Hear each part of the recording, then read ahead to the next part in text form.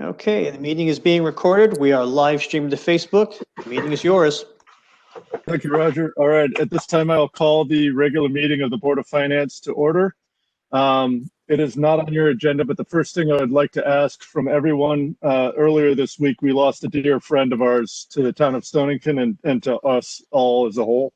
I will forever remember working with Jason and his infectious smile, laugh, and his unending enthusiasm to do what's best for the town, for everyone, and the ability that I truly envy to be able to listen to everyone, appreciate different opinions, and encourage those discussions, which seems lacking in this current environment in the world right now, and foster relationships with everyone. So I'd ask that you take a moment just of silence in honor of Jason Vincent, someone who we care deeply about and will miss eternally.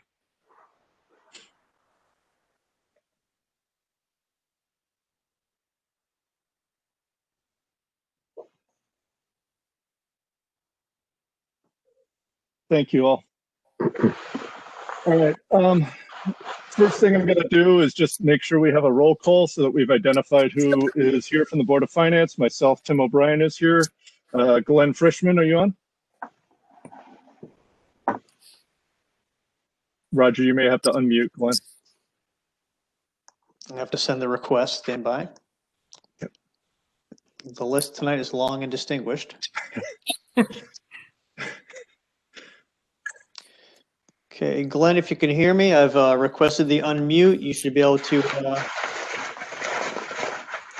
press *6 on your phone and speak.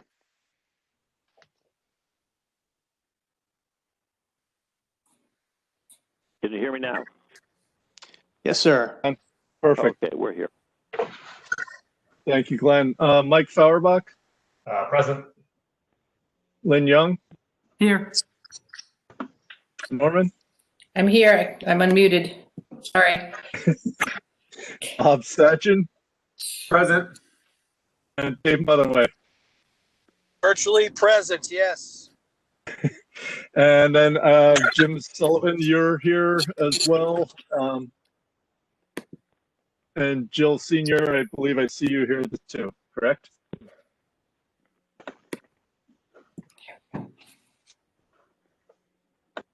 Jill, are you on?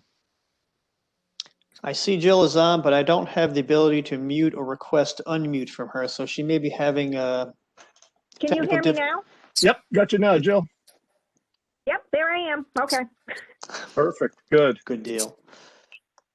All right, good. The first item on the agenda is comments from the public.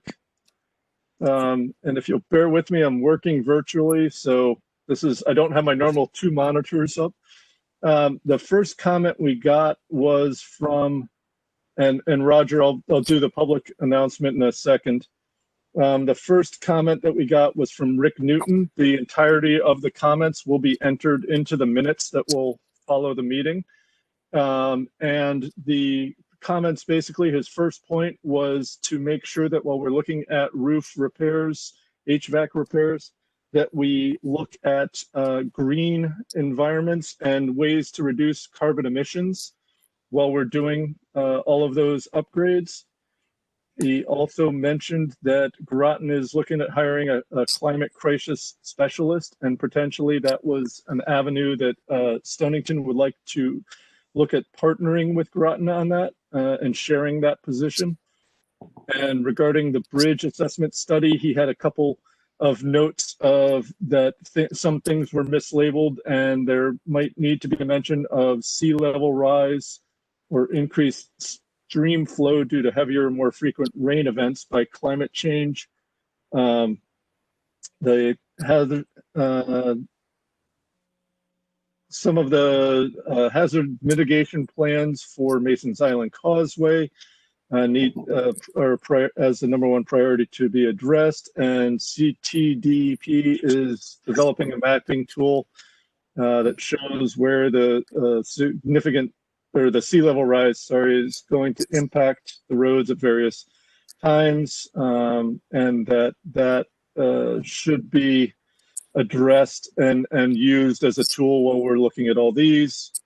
Also, there are a few undersized culverts on key access roads that may have to become bridges or upgraded culverts, and wanted to make sure those were included while we were reviewing everything.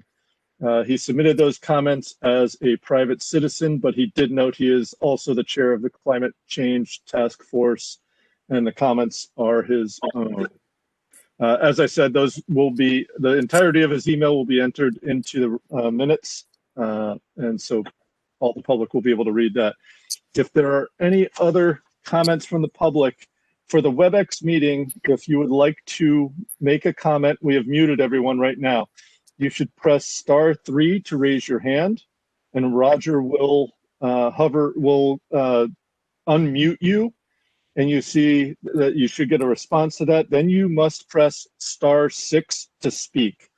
So again, you start by pressing *3, or if you're on the WebEx as a electronic participant, you can raise your hand through that, and then Roger will help us identify who you are. Then please identify yourself and make your comments. So at this time, if there are any comments from the public that would like to be made, if you could press *3 or raise your hand through the online tool, we will then recognize you and we can go from there.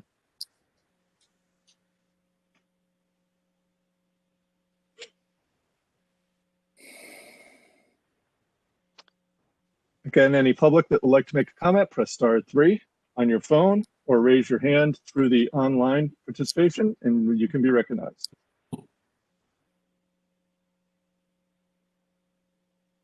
Roger, do we have anything? I'm scanning the list and I'm not seeing anybody raising their hand. Okay.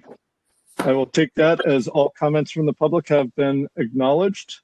Next item on the agenda is previous minutes. Can I get a motion to approve the minutes from the December 2nd, 2020 regular meeting of the Board of Finance? So moved. Mike Feldman. Moved. Glenn Frischman. I got a motion from Mike first, I heard, and can I get a second, please? Second. Glenn Frischman. Second from Glenn Frischman. Good. Thank you guys both for reminding me to make sure everyone acknowledges or states your name before speaking so that we're sure for Jill for the minutes that we get what has happened. That was my mistake for not saying that sooner. I have a motion and a second. Is there any discussions about the minutes from December 2nd, 2020?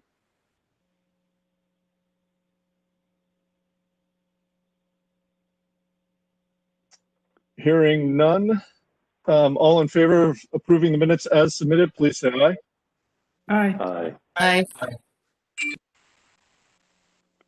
Any opposed, please state your name and that you're opposed. Hearing none, the minutes are unanimously accepted.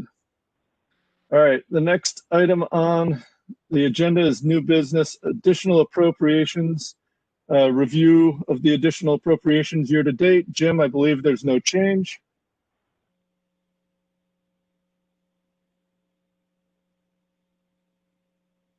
Roger, do we need to unmute Jim? Jim, if you can hear me, press *6. You should be able to unmute yourself.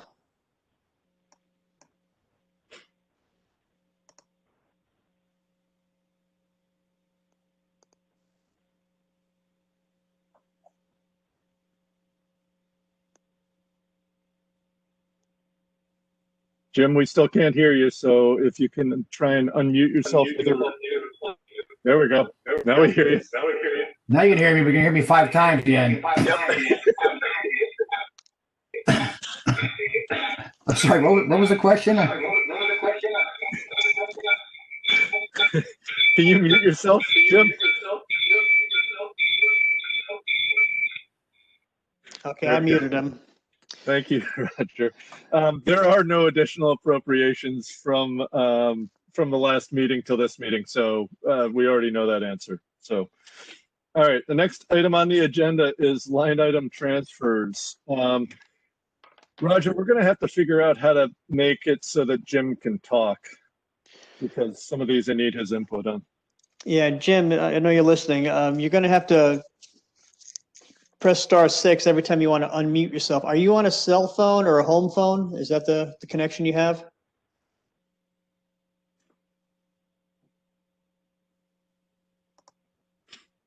I'm on a cell phone. I don't have a microphone on my computer. Okay. Do you have the sound on your computer on? No. Well, right now it's working. So Jim, just keep the keypad on your cell phone open so that you can press *6 to mute and unmute yourself, and that should get us through, hopefully. All right. Perfect. All right. First item on the agenda is request from the first selectman to transfer $11,794 from WPCA treatment SIP account to the Ledge Light Health District account line item to defray the burden of COVID-19 costs to the agency. Can I get a motion to approve that line item transfer? It's Lynn. Motion to approve. Can I get a second, please? Deb Lynn Norman, Frischman, second. I got Deb Norman. So I got a motion from Deb Norman. Deb Norman with the second. Discussion on this. I don't know, Danielle, do you want to address that? Yeah, no, I'm going to hand things over to Stephen Mansfield and Jen, who are both on the line from Ledgelight. And thank you guys for taking the time to be here because you're unbelievably busy. But I think before I hand it over, I just want to say I can't more highly recommend, if we were ever going to spend money as a town, this is one of the best uses. I actually should even say this at a public meeting, but I can't believe they're not asking for more. They've just gone above and beyond. They've answered every question within minutes. They're there for the school, for the town, for our fire districts, for our police. They've just done so much with COVID. So I'll hand things over to Stephen and Jen to give a quick overview of what's in your packet, and then they're here for any questions you guys might have.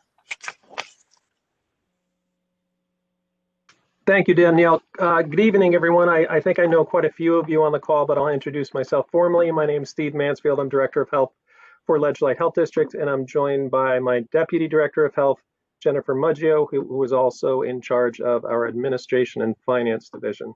So I'll just give a very quick summary. I really want to be here to answer questions. Back on December 16th, OPM sent a letter to all municipalities indicating that the money associated with the coronavirus relief fund would basically, the second installment, if you will, would be changed from a reimbursement to an allocation, i.e. they had $45.5 million that they needed to distribute to municipalities because the first reimbursement that they put forth was basically underutilized. They had more money than they expected. Unlike the first go around, in this second allocation, they said very clearly to the municipalities that it has been expanded to include public health and safety personnel. So it also, got into a little bit of detail about health districts, special tax districts, fire districts, and so forth, and the fact that they need to work through their municipalities in order to essentially get a slice of the pie. So what I did, I reached out to all of our municipalities. We have 10 within Ledgelight Health District, and had a discussion about this allocation and what it meant for the towns and what it meant for Ledgelight and what we thought was an appropriate allocation from each municipality to Ledgelight Health District. So essentially, we looked at everything that was eligible, and the bottom line is most salaries for people who are spending most of their time on COVID activities are eligible for funding.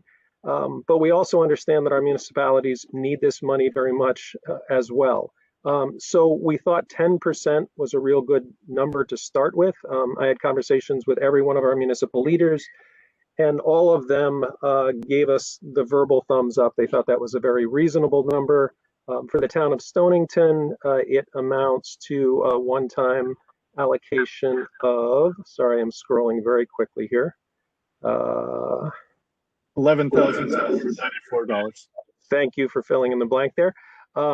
So we think that's a very reasonable amount. I will tell you that for all 10 of our municipalities, the amount will come to $155,652. So it's a significant amount of money for Ledgelight Health District, but I would say a much smaller chunk of everyone's individual pie, but it will really go a long way toward allowing us to move into the next phase of our COVID response, which right now is vaccination. We actually held our first public clinic today, and we'll be holding multiple clinics for the weeks to come. Hopefully not too long, but we expect for at least a few more months, we're going to be providing those vaccinations. So that's it in a nutshell. We very much appreciate the town of Stonington's support, and Danielle for your kind words. Jen is here if there are financial questions that I can't answer, but I'm happy to answer any questions anyone may have. Thanks very much. Thank you, Steve. I'll open it up to questions from the Board of Finance members. Hi, Tim, it's Mike Fauerbach. Just one quick question, but first, a thanks to Stephen and Jen. I'm certainly echo what was said by Danielle. I think the town's extremely appreciative of the work that Ledgelight does, and again, many thanks. Just kind of curious. I mean, certainly the request seems very reasonable. I'm fully supportive, 100% behind it. But just kind of curious as to down the road. I mean, where do you see things 9 months or a year from now, or I mean, does this get you through what you need to get through? Just kind of curious as to whether there's potentially another conversation at some point down the road.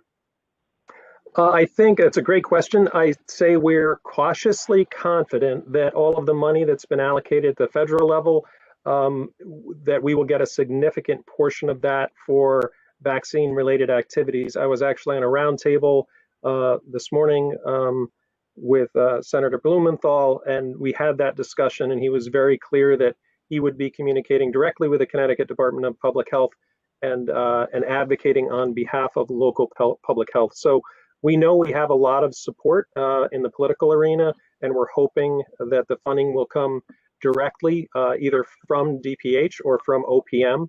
I wasn't shy about telling Senator Blumenthal that although we have great relationships with every one of our municipalities, it puts local health districts in a difficult position when we have to call our first selectmen and municipal officials and say, hi, can we have a slice of your pie? I mean, that's really what it comes down to. Now, it was very clear in the OPM memo that we were eligible for a piece of that pie, but still, it's an added level of bureaucracy and paperwork and so forth. And I think at the state level, there isn't a clear recognition of all the work that local public health departments do.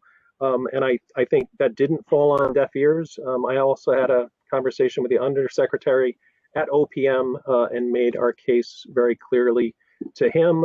And it has been made through the Connecticut Association of Directors of Health to the Commissioner of Public Health as well. So yeah, I think we're optimistic that in the future, we will have a direct funding stream that will help to offset the expenses associated with a response to COVID. Okay, great, thank you.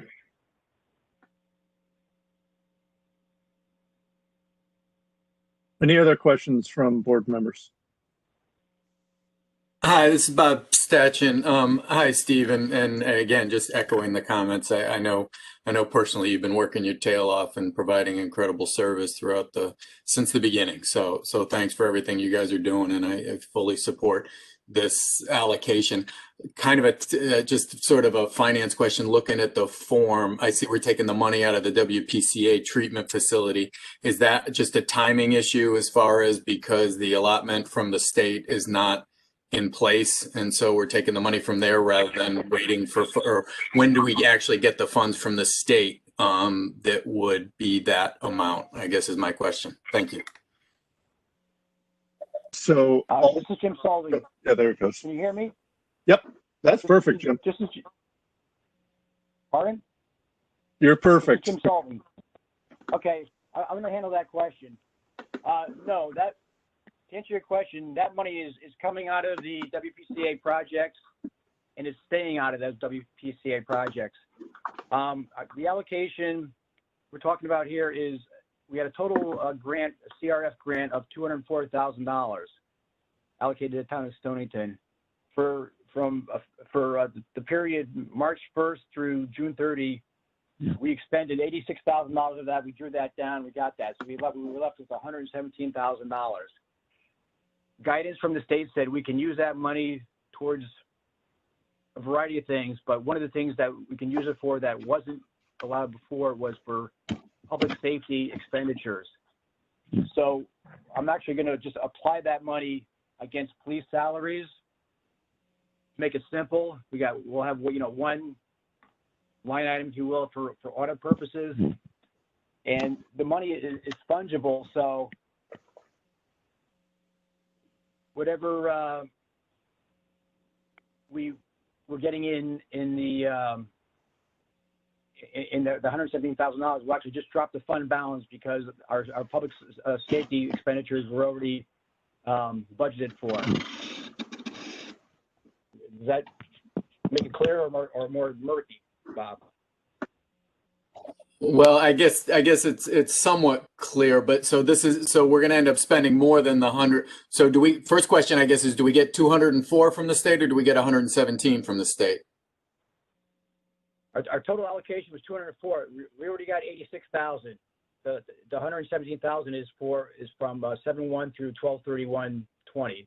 So we'll be getting that shortly. In fact, I think we actually got it last week. So we got the 204,000 already. So then this 11,000 is on top of that 204 then, because you're saying we've already expended the 204. No, we didn't expend the 117,000. It's just we're applying it against already budgeted police salaries. It takes a bit of mental gymnastics to wrap your head around it. I understand, but well, again, I fully support that we do this, and whether it comes out of the WPCA or whether it comes out of the allocation from the state. But I just hope that we're dotting the I's and crossing the T's as far as using the funds in the appropriate way that we're getting them, and I have the full faith that you guys are doing that. I just wanted to clarify those amounts because I am curious what we are getting from the states. Thank you. If I could just jump in a minute, since we've been having conversations with multiple municipalities, I might be able to explain it just a little bit. So when the notice came down from OPM, they gave us a very short time frame, us being all of the municipalities in Ledge Light Health District, to actually respond and say, number one, we want those funds, and number two, it had to be encumbered before, correct me if I'm wrong, Jen, December 30th.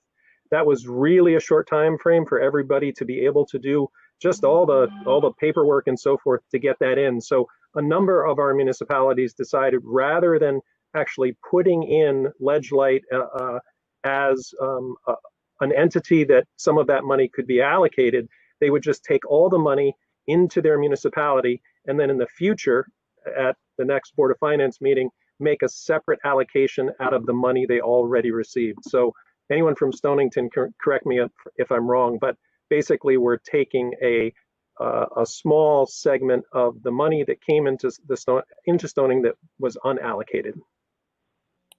Hey, Tim. That's correct. That's correct. I'm just actually divorcing Ledge Light's request from the CRF program, COVID money altogether, just making an additional appropriation. And instead of only $117,000, so $117,000 is coming into the town instead of $106,000.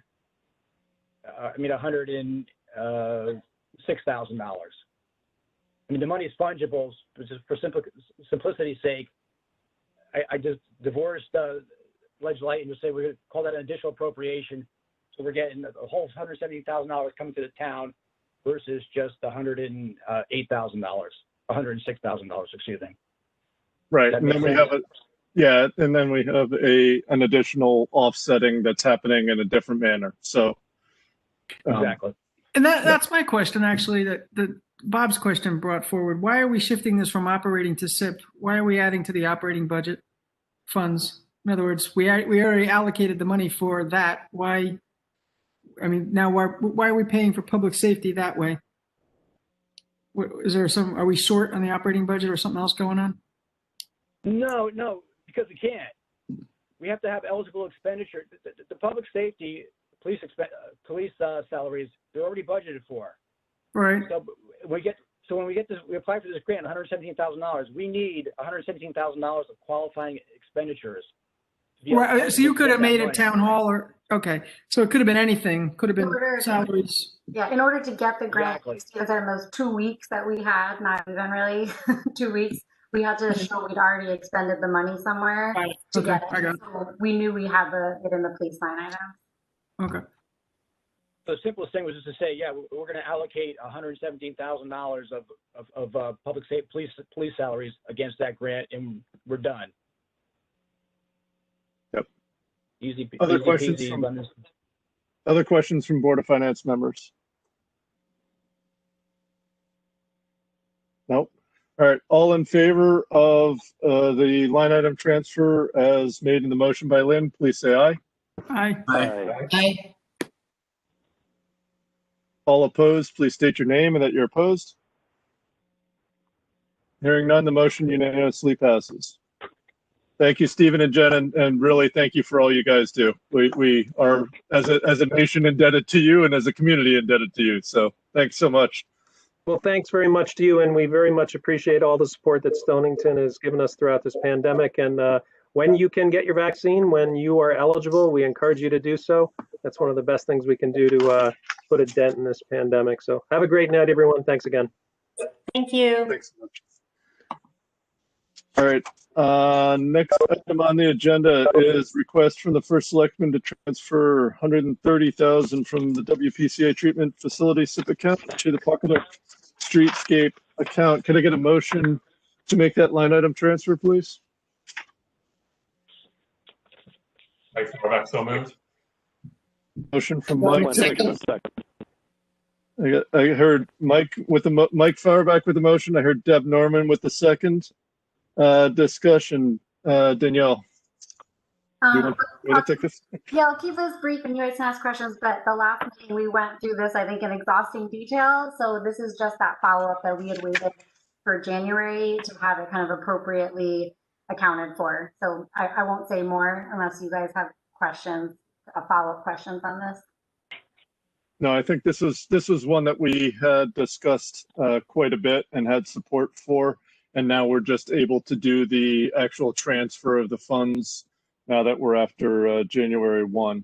So, and as you all got in the email from me, from Sue, you have the 90% plans that are out for that to try and go out to the public and see how that goes. So I was pretty impressed with the amount they got done. Any other questions on this line item transfer?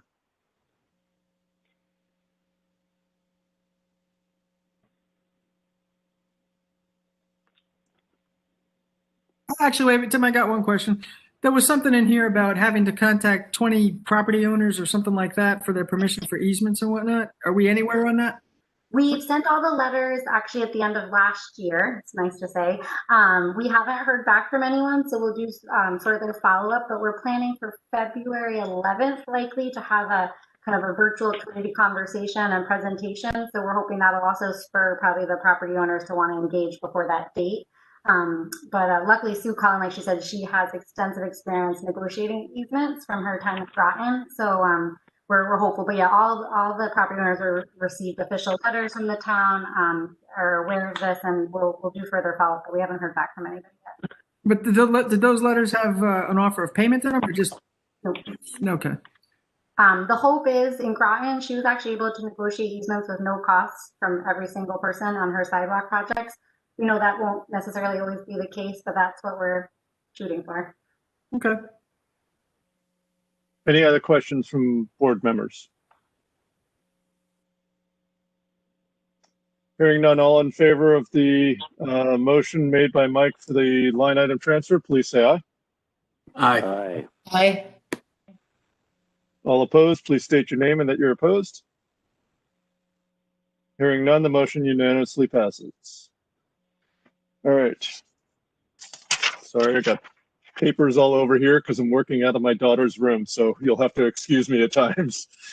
All right. The next item on the agenda is request for first selectman to transfer 5,000 from various emergency management lines to development of emergency plan for completion of emergency ambulance dispatch plan. Could I get a motion to approve that line item transfer, please?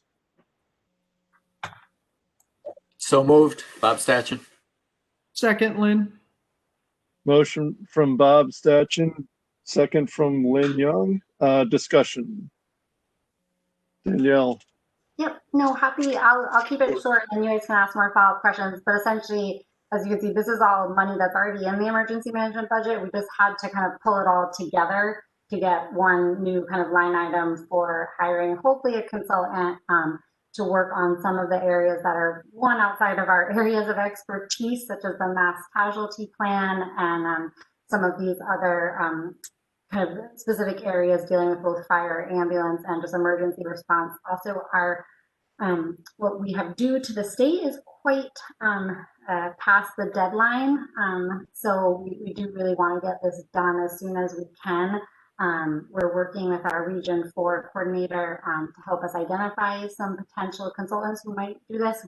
Being fully honest, we don't know if 5,000 will be enough, but that's what we had in the budget. So that's what we're going to put together as we have a contract ready to send out as soon as we get the okay. And we're hopeful that based on, again, the conversations with a few other municipalities and our current emergency management operations person, George Brennan, we think the 5,000 should cover what we need.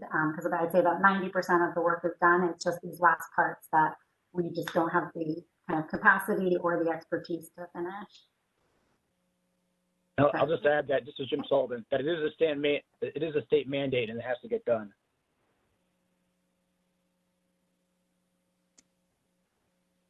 Any questions from board members? Hearing none, all in favor of approving the motion made by Bob for the line item transfer here, please say aye. Aye. Hey, Any opposed, please state your name and that you're opposed. Motion unanimously passes.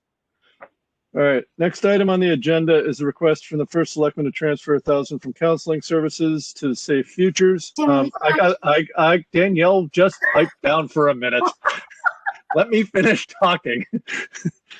I got an email earlier today saying that Leanne Theodore and Danielle asked that we please remove this from the agenda. So this will be removed from the agenda prior to Danielle telling me to remove it from the agenda. Any problems? I didn't think so. All right, next item on the agenda is request from the first selectman to transfer $6,984 from CCM dues account to the townwide account to cover community garden supplies and expense. Can I get a motion to approve that line item transfer? Deb Norman, move. Lynn, second. Motion from Deb Norman, second from Lynn Young. Discussion. Am I allowed to speak? Now you're allowed to speak, Danielle. So this one, again, Jim can come in on this, but this is really just accounting. We have actually more than the amount we need covered in revenue coming in through our really exciting crowdfunding campaign we did through Sustainable CT. We got that dollar for dollar match. So we actually have more than we need in that account, but because of accounting, we need it to come from somewhere now, but it will become, we have $9,000 coming in from revenue side. So if you have questions or if I explain that poorly, Jim can jump in. I'll just give a little more history there. The reason, first of all, the reason we have the $6,984 in surplus in the CCM dues account was because of COVID-19. They gave the town a break, a discount this year, so that money became readily available. And then with the community garden was funded initially. Expenditures were drawn from the townwide account in the first selectman's budget before we knew how much we would actually be receiving in the Connecticut Sustainability Grant. So as it happened, we received $9,700 in donations through the Connecticut Sustainability Grant program, and those were expended out of the townwide account that we had put the $69.84 in there. So we're actually ahead of the game. So we're just moving money, we're moving expenditures around, but in the end, right now, I think we have in excess of $1,000 surplus based on what we expended in the grant. And that $1,000 surplus, I think, is going to be used to help with the community garden at the Human Services building or grounds. Thanks, John. Any questions about that?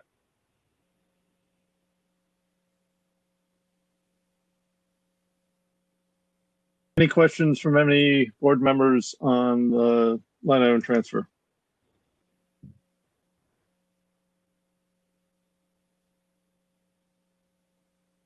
Okay, hearing none, all in favor of approving the transfer as proposed by Deb, please say aye. Aye. Aye. Aye. Anyone opposed, please state your name and that you're opposed. Hearing none, the motion unanimously passes. All right, next on the agenda is a request from the Public Works Director to transfer $185,780 from the WPCA treatment facility account to Town Hall roof repair. Can I get a motion to approve that line item transfer, please? Glenn Frischman, so moved. I got Lynn with the motion. Glenn, you second? I'll second. Okay, motion from Lynn, Glenn with the second. Discussion. Barbara, do you want to take we're seeing the presentation right now, which is great. So Barbara, you want to take it from here? Barbara, you're muted.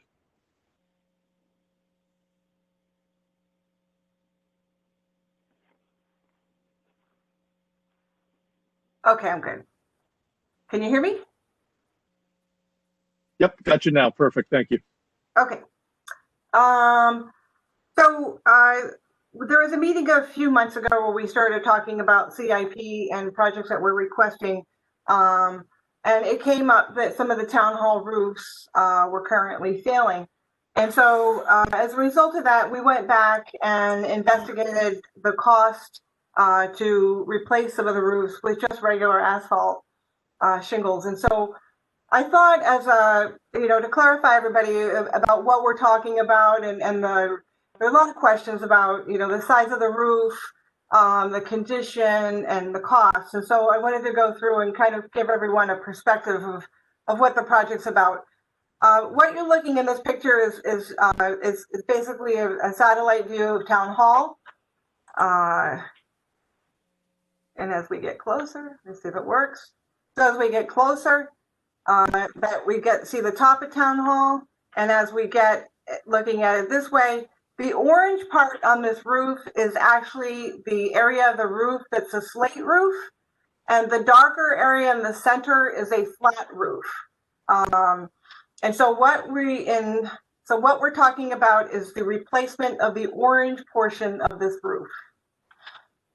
So the slate roof is, the building is 93 years old, and so the slate roof is original to the building. There's a low rubber roof, which actually I replaced when I started here in 2014. The office space that this building provides is almost 17,000 square feet. There's 40 employees in the building, 17 departments, and the cost we're looking at for this project is $187,780. So since I've been here, the roof has been continuously leaking. And what you see is the lobby upstairs. A lot of the penetration that we have in the roof system, it comes through the very front of the building. A few years ago, we actually had to put plywood up in the lobby so that the roof didn't fall down. What you see is on the right-hand side, that's the attic, and you see where the roof is leaking in. The roof system, the slate is actually put on top of 1x6s. It's and there's no plywood. It's basically the slate and then the 1x6 and then a really great steel support system. That gives you a picture of water damage inside of the building, and a close up. There's more walls inside the building and the water damage that we're seeing inside from the current conditions. So now I've gone up and through the attic space, and I'm on that flat part of the rubber roof. And to clarify, this roof area is basically a brand new roof. It's in perfect condition. But as you see where the orange arrows point, We've got the flat area, and then so you get a peek of the slate roof behind and where the sloping roof starts. So here's some close-ups of the condition of the roof. The roof, we actually have areas if I'm in the attic where I can see light through the roofing system. The material of the slate is failing, it's chipping, it's falling off, it's become soft. We've got a lot of patches. If you look at these pictures, you can see where we've got a lot of caulking, a lot of new pieces of slate that have been installed. And here's another close-up of another area showing where just the entire roof system, the slate itself is just failing. So the project scope is actually replacing about 5,000 square foot of slate with a 20-year asphalt shingle, installation of sheathing over the existing 1x6s that you saw in the pictures in the attic. We're proposing to replace the gutter system with a copper gutter, aluminum downspouts. As a result of the failures and the leaking that we've had, we have some rotted fascia. We have paint that's coming off in that area, and we do have lead paint. We'll have to restore some of the chimney masonry, and there will be some asbestos that might be between the roofing material and the 2x6s, or potentially we might run into some asbestos in the hallway. Although we have done testing, and we have not found any asbestos in the hallway in the upstairs lobby at Town Hall. We just have a $5,000 allotment for potential asbestos. And so here, actually, I took these pictures, and what you see is, I was up at the roof, and this goes to show there's a piece of slate roofing that had just recently fallen off the roof, come loose from the roof, and was in the gutter. And you can actually see in the gutter that the gutter has also been patched many times and is cracked. What options do we have? We can do nothing. It'll continue to result in leaks and deterioration of the building. We looked into imitation slate. This doesn't provide as good a warranty system, and won't really extend the life any greater than the asphalt, and it also increases the price to $210,720. Or we could wait and approve this project as part of the CIP process for this coming budget year, and this will result in delaying the construction until September. We're urging the Board of Finance to approve it this year, or at this time. If we combine this project and the Human Services project together, potentially we can get a good contractor to come in here. We can get the work done before the school work starts, and hold our place in line. And so it's advantageous for us to fund it right now. Get some docs out and get a contractor scheduled to do the work. The other benefit too is that since we're putting in asphalt shingles, there's an adhesive behind the shingles that when it sits in the summer and gets the heat, that adhesive will basically kind of melt and adhere to the lower shingle. And so we'll have a more resilient roof in the winter than if we try and rush it in the fall. So my recommendation is that we transfer funding to complete the design and construction of the Town Hall roofing project in the amount of $185,780 to allow us to replace it this spring. And that's the end of my presentation.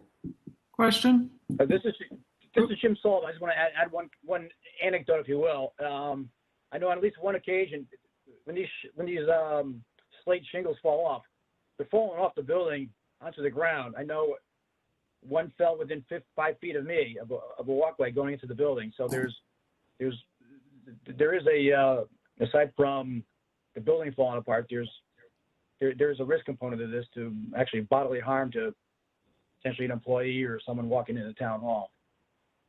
I'm done. Tim, can I ask a question? Mr. Chairman, I think this makes eminent good sense. I think we should do both projects and bid them together. Lynn, go ahead. Barbara, do you ever consider when you look at these roof projects about going to like solar tiles, things like that, that would over time help defray the cost? And are there ever any programs for that? Well, I think I'm not sure if we have enough area on the town hall roof. Yeah, maybe not that one. And I know that's time sensitive, but like the schools and things like that, do we ever talk about? Well, the school roofs are completely under the jurisdiction of the school facility manager. And so, I don't have any participation in making those decisions. Okay. Do you have any idea If I what the could just make minimum? Sorry. This is Chip Sullivan again. If I could just make a comment. Actually, the comments from the public, from Rick Newton. Rick whomever earlier. That was one of the comments he had, was that when we're replacing these roofs, consider solar panels to address the same issue you just raised. And as far as the school buildings go, I know with the West Vine and Dean's Mill school renovation projects, solar panels were discussed in the design, and I know that the buildings were designed. Should we in the future want to add solar panels to the roofs of those two facilities, they can't accommodate that. Okay, I say that because a lot of municipalities all over the place are doing that sort of thing. I was just curious if there were programs or whatnot that would defray a lot of that cost and give us, a little amount back over time. But that's maybe an offline discussion. Other questions? Danielle. This is David Motherway. I have a question. I'm just curious whether the slate roof itself has any value on whether it can be reclaimed and whether that's already built into the price you've been quoted. I'm just curious. I don't have any construct, but I know like if you take off aluminum siding, you can negotiate the value of that scrap with either your vendor or manage it yourself. And I just don't know whether slate has a scrap value and whether that's been considered. We will look into that. I know a significant amount of the roof, the slate is crumbling. And so I don't know if it could be turned into some sort of like a stone dust or something like that. But I don't think that the slate shingles themselves are strong enough to be reused, for any item that needs some sort of a structural element to it. Does that make sense? So, but we'll look into that and make sure that we get the value, if there is value in them, that we get that value. Yeah, actually, where on the slate, where I think the value may be is more in the art market than. I would agree with that, Dave. I think 93-year-old slate that has been aged and weathered, and that may be there. Other questions from other board members? I can look into that for you. Norman, I have a quick question on the $4,000, the industrial fee. Do you think that's truly enough? And do you know anything we don't know of what's up in the attic? So we actually don't think that we are going to be finding a lot of materials that will require an industrial hygienist to be on site. So I think that that's acceptable amount. Thanks. Mr. Chairman, Glenn Frischman. Mr. Frischman, go ahead. I think that it makes eminent good sense to put these projects to bid together and do them as soon as possible. The town hall really needs the attention. Other questions or comments from board members? Can I just confirm that is the plan to go out to bid on this, or is there going to be a request for a bid waiver subsequently? What actually I would like to propose is that we get a list of maybe 3 contractors that we think will that have the experience that we can rely, that we feel are reliable, and we are going to put plans and specs together and give it to them directly and ask them to provide us with bids that we'll at least get 3 bids in, and then we'll come back to you and basically request a bid waiver because we're not going to put it out publicly for bidding, but we will be getting 3 bids from 3 reputable contractors. Okay, got it. Thanks. That will also help us get the job done quicker. This is Bob Stachin, and just to follow up to that, I assume they'll be looking for local contractors then in doing that. Yeah. Thank you. Any other questions from board members? Hearing none, all in favor of approving approving the line item transfer as proposed by Lynn? Say aye. Aye. Aye. Aye. Any opposed, please state your name and that you're opposed. Hearing none, the motion carries unanimously. All right, next item on the agenda is a request from the Public Works Director to transfer $116,260 from the WPCA treatment facility account to Human Services roof repair. Barbara, you can move right along on this one too. This one's much quicker. So this is the Human Services roof replacement funding request, and I wanted to put this forward because there's some questions too about the Human Services building. So the Human Services building was actually the police facility, and it was built in 1976 for the police department. And this is a picture showing. So at the bottom right-hand corner, you see the what was then the police facility. And on the left-hand side, you see the question mark because there's no police building there yet. So the new police facility was actually constructed in the year 2000. There you see what we have right now. So we got a new police facility in 2000. The old police facility was renovated and Human Services moved in 2001. That building is 5,102 square feet.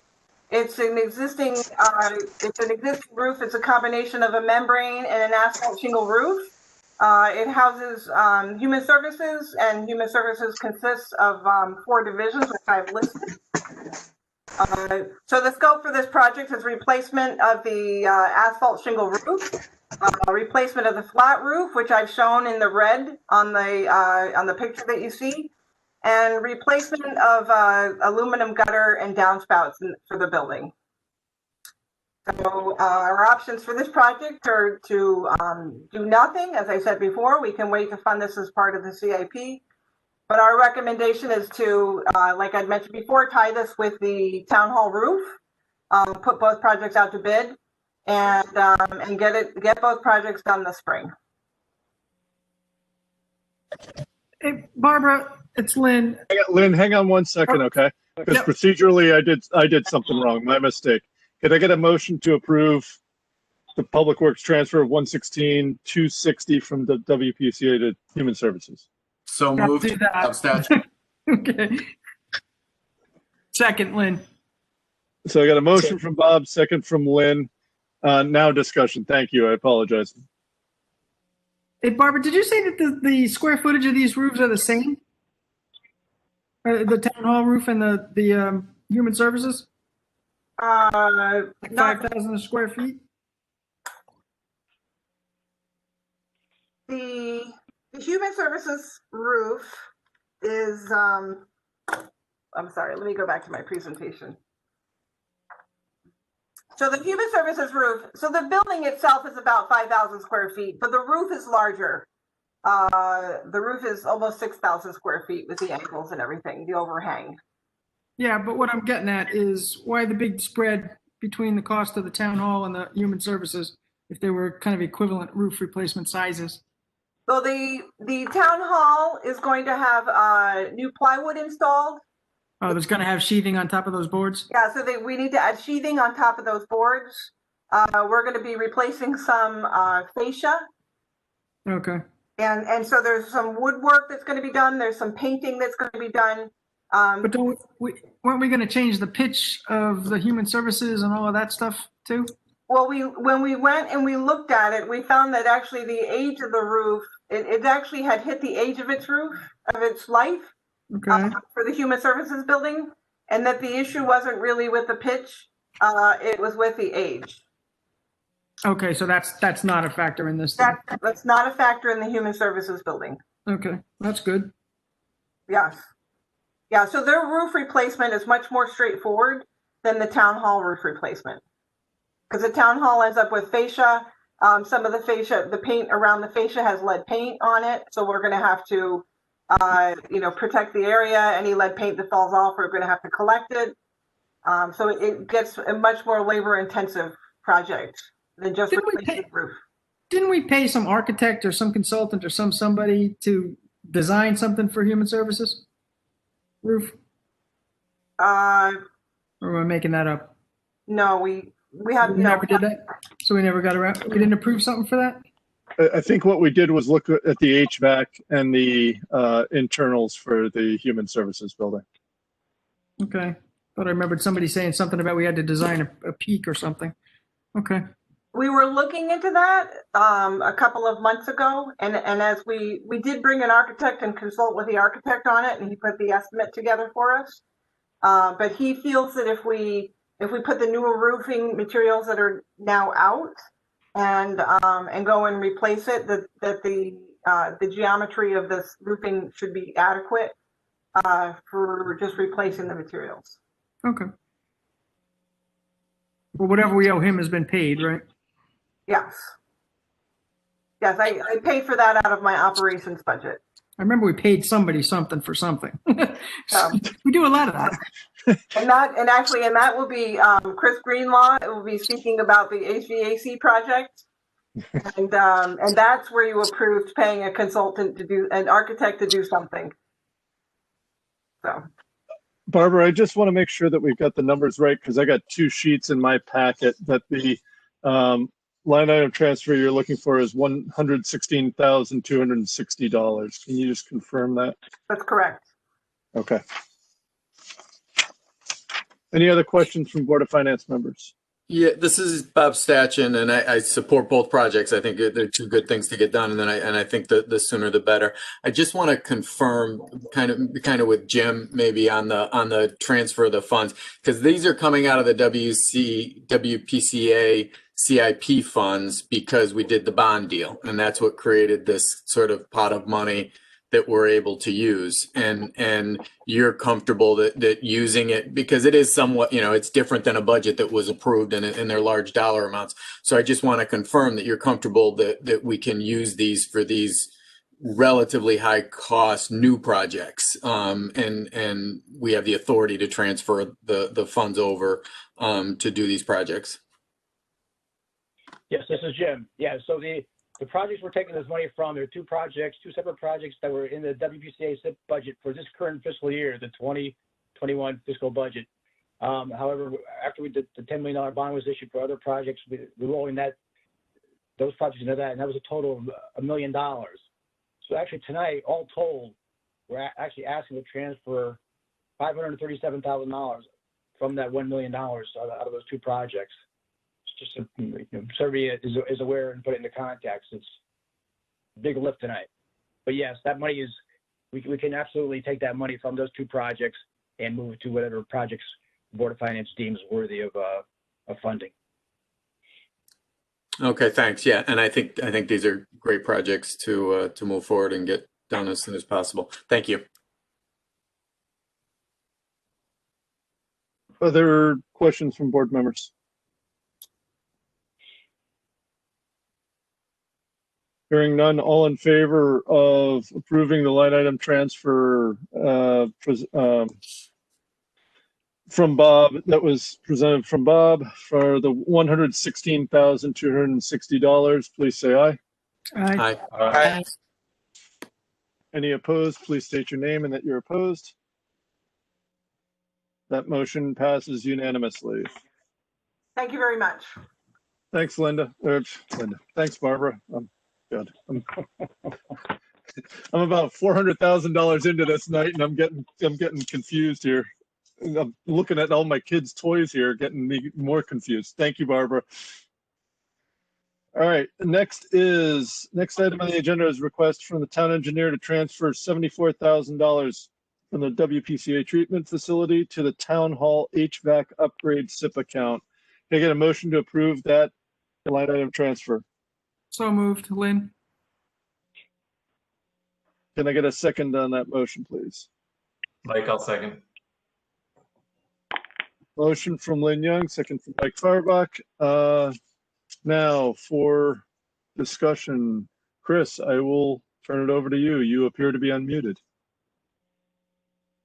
Nope, but we can't hear you. Hang on.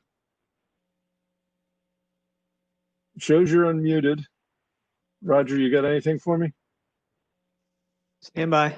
Hang on. Where is he?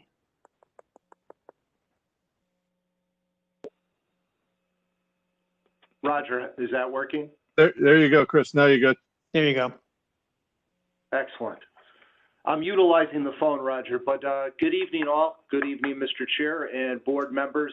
Chris Greenlaw, Town of Stonington, Town Engineer. We met, I believe, September 23rd, but hopefully now you can see and hear me. The agenda item before you is entitled Town Hall HVAC Mechanical Ventilation Upgrades. And this request is for the transfer of funds to facilitate the installation of mechanical ventilation for the second floor of the town hall. So currently the fresh air ventilation for the second floor is accommodated by what's called, openable windows. That's the building term, but basically opening windows is how we're getting our fresh air intake, which is both inefficient and uneconomical. This condition, coupled with the COVID environment, warrants consideration for improved mechanical ventilation.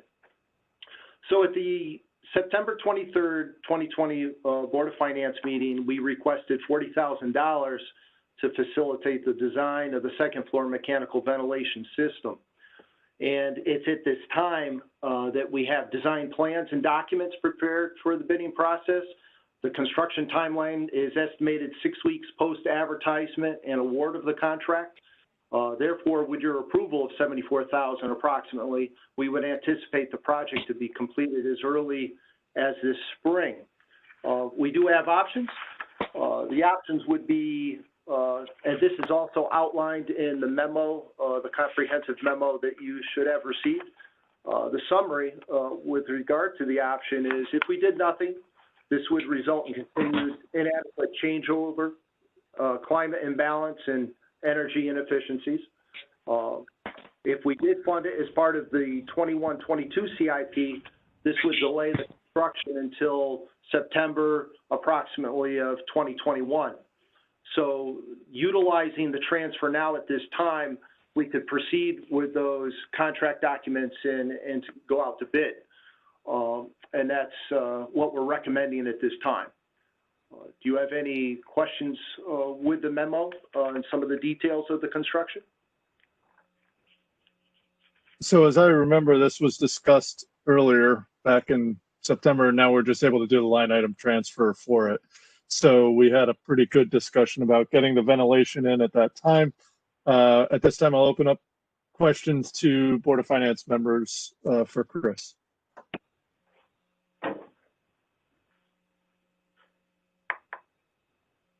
Anyone with any questions? Hearing none, all in favor of approving the motion made by Lynn for the line item transfer for $74,000, please say aye. Aye. Aye. Any opposed, please state your name and that you're opposed. Hearing none, the motion unanimously passes. Thank you, Mr. Chairman. Chris. And nice to see you this time. Bye. Thank you. Next item on the agenda is a request from the first selectman to transfer $20,000 from the WPCA treatment facility account to CRS flood management account. Can I get a motion to approve? Can I get a motion for that line item transfer, please? So moved, Lynn. Bob Satchin, second. I heard Glenn Frischman first with the second, so motion Lynn Young, second Glenn Frischman. Discussion, Danielle.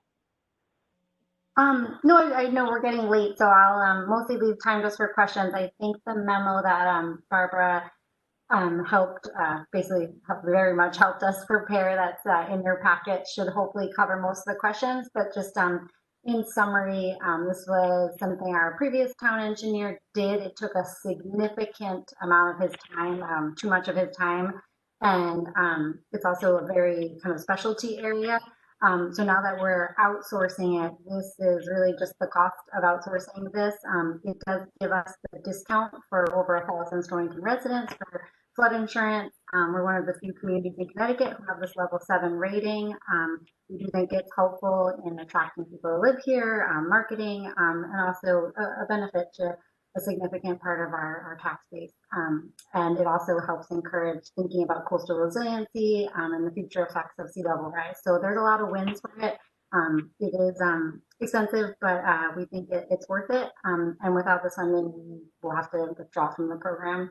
So I'll let us know if you have any questions, and if I can answer them, Barbara might be able to also step in. Are there any questions from any Board of Finance members? Danielle, it's Mike. Can you just clarify, is this an annual requirement or every other year? How often are we doing this? This is going to start being every year. It'll be in next year's fiscal budget as its own kind of line item for the kind of floodplain manager CRS funding. That'll be a new ongoing expense to be part of the program, to go through all the work that it takes to be part of the program. So it'll be. Mr. Chairman, one Frischman question. Yeah, and just sorry to finish Mike's question, and Jim can correct me. I think the total will likely be around 35,000 every year, but Jim or Barbara, let me know if I'm wrong. That's correct. Oh, thanks. That's correct. So this is driven. This is driven by development in town, and so if we have development that is taking place within a FEMA flood zone, then it requires a certain level of review and a certain level of oversight by the FEMA. And I'm sorry, this is not really my specialty, but I read up on it. So there's certain items that we have to do, and in the memo that I prepared, it talks and it shows in the back, all of the activities that we have to do to make sure that we get a certain number of points, to make sure that we get a rating, and then those points that we achieve all result in the discount that homeowners get on their flood insurance. And so it becomes a very important thing. So this is something that has to be done annually. It has to be done basically every day that we have an application that comes in a FEMA flood zone for development. And this is basically showing all of the measures that we take to make sure that we have a safe along the coastal, that we minimize coastal damage when we have flooding or storms. And so having this expert on staff is a requirement for the FEMA the FEMA agency. So. Yeah, no, I do remember the details from when Scott used to present it, and I know it was a lot of work for him, but I just wonder whether long term, if it is going to be $35,000 each year to do it externally, whether longer term, as we think about future, job roles, whether there's a way to maybe build it in and compensate appropriately down the road.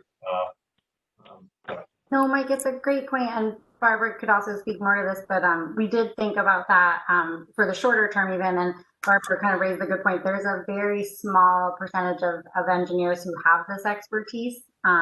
So the idea of utilizing a consultant who has this expertise might be the most cost efficient, but I think per Rick Newton's email that Tim referenced, if there are opportunities, particularly sharing with Groton, or some opportunity comes up to get a sort of climate specialist and it's cost effective and this could be part of their role, we'd certainly look at it, but those opportunities just haven't come up yet.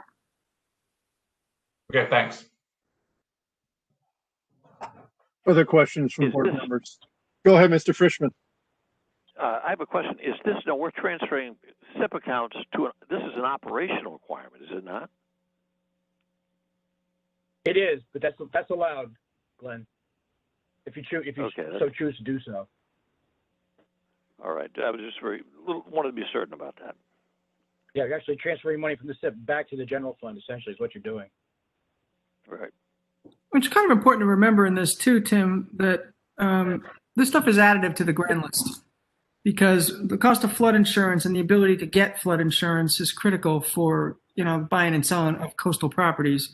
So $35,000 seems like a lot relative to the stipend we were paying Scott, but who knows, we might have lost Scott because of the low stipend we were paying him. But, it's not, it is an expense, but it really is additive to the grand list. No, I agree. And remember the problems that we had when we were under examination for this and losing the flood insurance. So other questions from board members? This is David Motherway. I'm just curious. Do we have a sense or understanding of what the discount that is afforded as a result of this effort to our property owners in town? Right now it's 15%, right? Yes, right now it's 15%.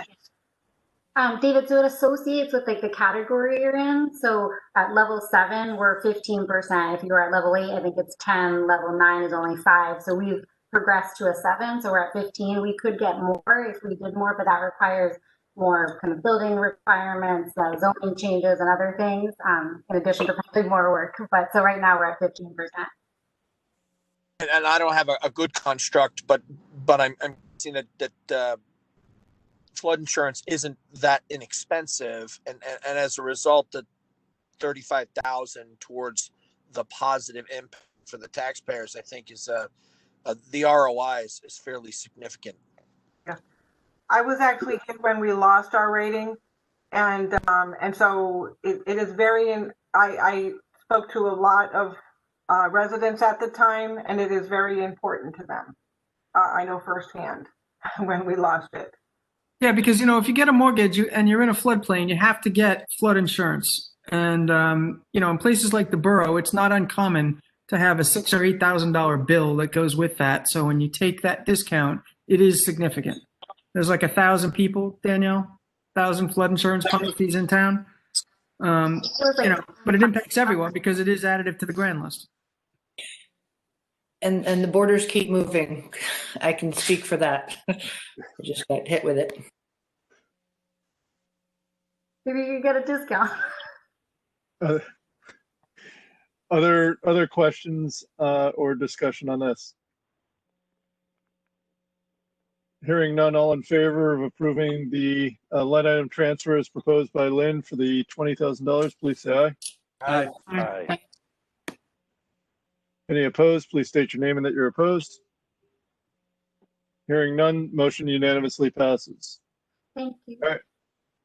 Next item on the agenda is request from the Chief of Police to transfer $10,000 from 2 of his accounts to fund contract with Daigle Law Group for the preparation of police policies manual. Can I get a motion to approve that line item transfer, please?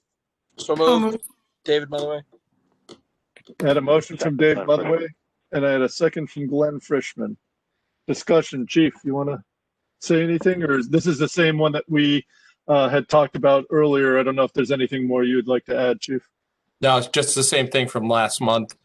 Basically, is just to have the money ready to go, and Attorney Daigle's ready, willing and able at this point in time, and we're sort of first in line, so it's probably a good move. So I'd recommend that you approve the transfers.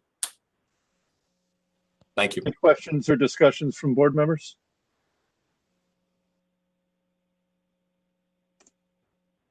Hearing none, all in favor, please say aye.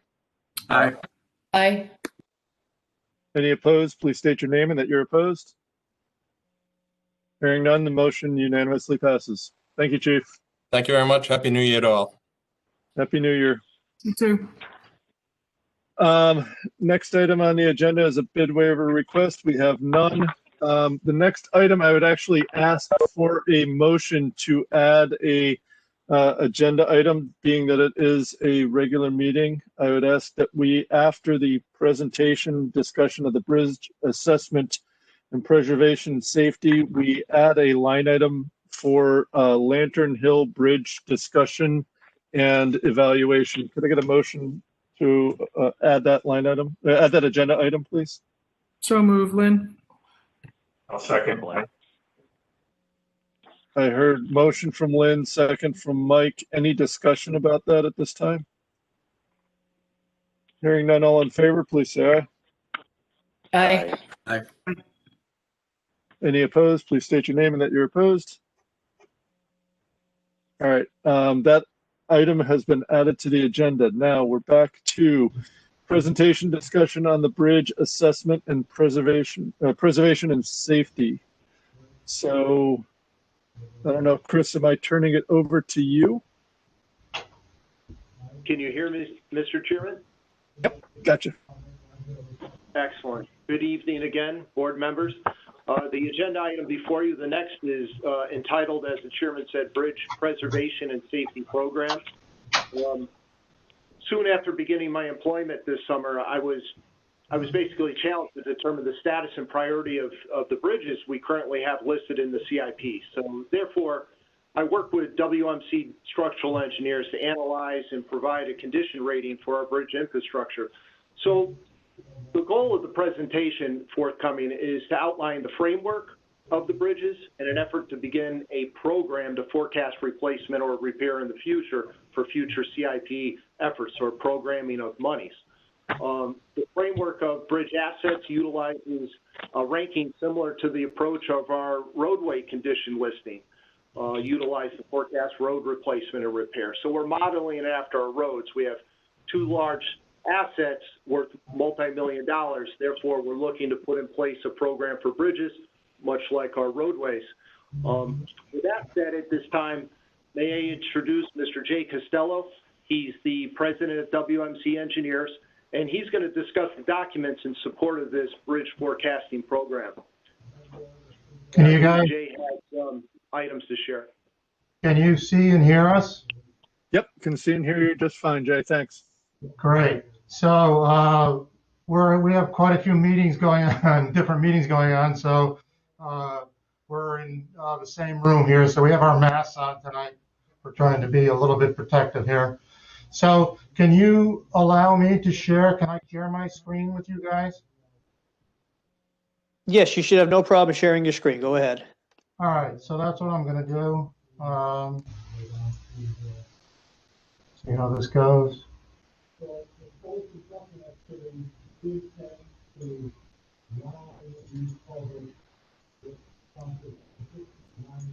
Can you see that? Yes. See it perfect. Okay. Thanks. Okay, so I'm going to do a quick introduction. Again, we're WMC Consulting Engineers. We've been retained by the town to help you guys kind of sort through your bridges and see what's what. My name is Jay Costello. I'm a Connecticut professional engineer and have been so for 40 years. With me is one of my senior structural engineers, Emmanuel Duarte. Manny's a master's structural engineer. He's a PE, and he has 10 years experience. WMC was founded 32 years ago, 1988. Actually, in another couple of days, it'll be 33 years. But basically, we've been municipal engineers for almost that entire time. We do very little private work, and our specific expertise has been in local bridges for towns throughout Connecticut. We've inspected and reported on over 300 bridges, and although we've designed over 180 are being repairs and many are replacements, but designed both, constructed over 150 of those, and we've worked in easily over 60 communities throughout the state of Connecticut. Bridge asset management is becoming important for many towns, and in the last 5 years alone, we've done work with 7 towns, kind of doing the same type of services, which we're been retained to do for the town of Stonington. And grant procurement is part of that whole process. Over 200 bridges or so, we've gotten state and federal funds, filed applications, and so forth for towns. So that's just sort of a brief background on our history and our experience.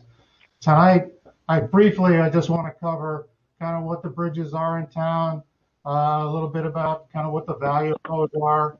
I want to talk about briefly the asset management program that the town is embarking on, and then a little bit specifically about your bridges. I don't want to spend a lot of time, but it's going to be kind of an oversight kind of thing. So here's a map. Hopefully you can see that, and I think you guys have this map in your handouts. But basically, I mean, a bridge, as far as for our purposes, a bridge is essentially any structure that carries, a town road over some feature, rivers, streams, railroads, other roads, and in typically any bridge structure that's 6 feet or more in length qualifies as a bridge according to federal and state guidelines. And that includes culverts, single or multiple pipe culverts. And typically we categorize these bridges into over 20 or under 20 feet. And the reason really for that mostly is because state funding for bridge repairs are anything over 6 feet and over in span length. And the federal funding is typically bridges that are 20 feet over in funding. So throughout town, there's, at current count, there's 22 bridges that are not owned by the state of Connecticut.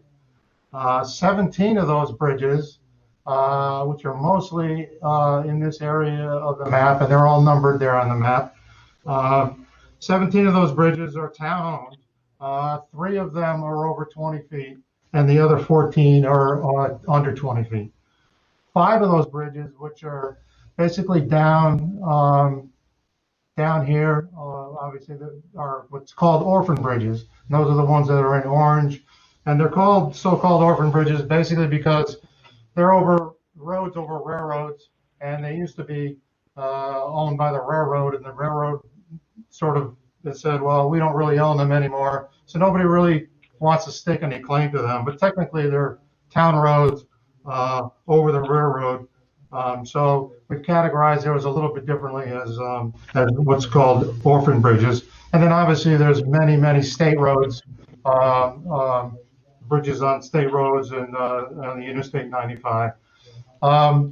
Quick estimate on those 17 bridges, the replacement value on those, we put a number of just over $31 million as a replacement value for those, for all your bridges.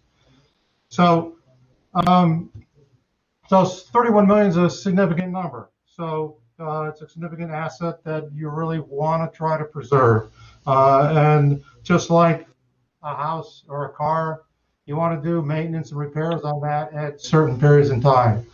So you want to preserve by doing regular maintenance and repairs. You want to have an organized plan to budget and implement that. So what you have in front of you here is just sort of a simple graphic. This curve right here is basically the life curve of a typical bridge. You start out over here, and the bridge is condition of the bridge is brand new.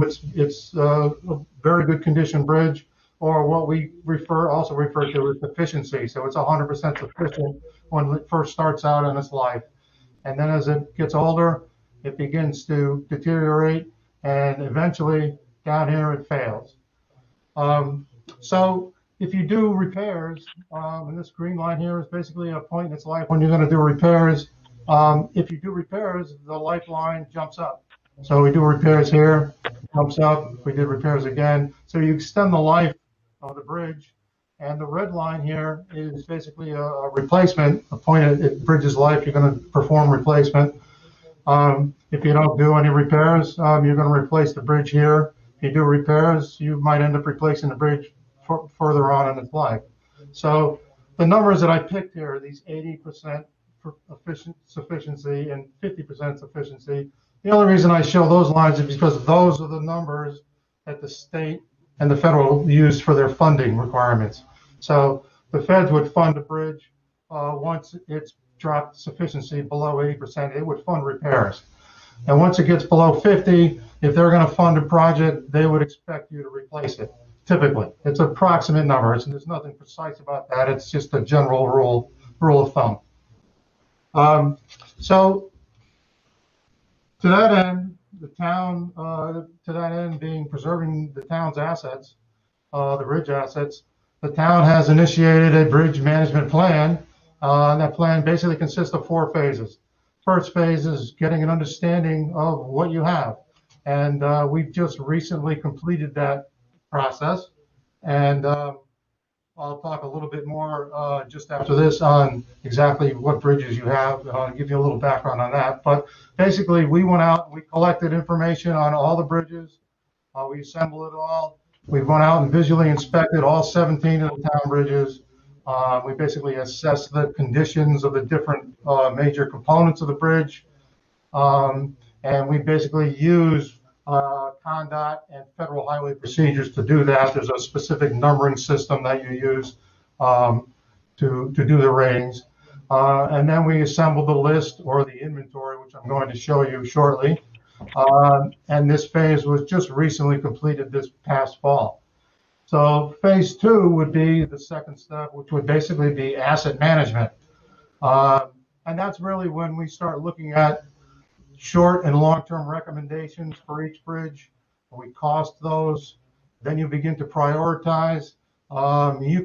Towns use different priorities depending on what their goals are. But typically, there are things like physical condition, structural condition, capacity, which is basically load capacity, level of importance or need. ADT would be average daily traffic, so a bridge with a lot of traffic might have more importance or a higher priority than another bridge. Emergency route needs and those kind of things. And also budget constraints. You're going to prioritize depending upon costs and your budgets and how that springs out over 4, 5, or 6, 10 years. So on the last there basically is scheduling and those budget projections.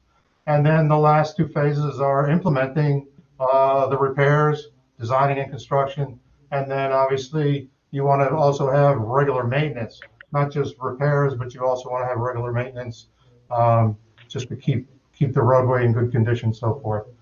So that's basically the asset management plan as it's been laid out. What you have in front of you now is basically all your current assets. So bridge assets. Each bridge has its own row.